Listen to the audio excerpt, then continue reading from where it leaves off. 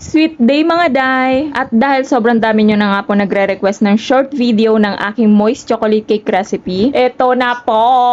Abay nakakatamad nga din naman talaga manood ng live video. No? Shoot pagkaingin na naman talaga ng ibon namin. Choco! Pagkaingay mo! Hala, sige, sumasagot ka pa. Hala, sige. Sige. At bago ko pa nga makakatay aring ibon namin, mag-umpisa na tayo. Aring ibibake ko pala dito sa video na to mga day ay half recipe lamang, okay? So please, panoorin po na mabuti. First of all, una sa lahat bago ang huli, kakailanganin po natin ng 125 grams of dark chocolate. Ito ay imimelt lamang po natin. Wala po tayong ihahalo na kahit anuman dito mga day, okay? Once completely melted, iset aside muna natin to cool down. As much as possible mga day, ang gagamitin yung chocolate is yung dark, okay? Paminsan-minsan ay gumagamit din ako ng bittersweet chocolate, pero madalas talaga mga day is dark chocolate. And here, gagawa naman tayo ng buttermilk substitute. Ang buttermilk mga day ay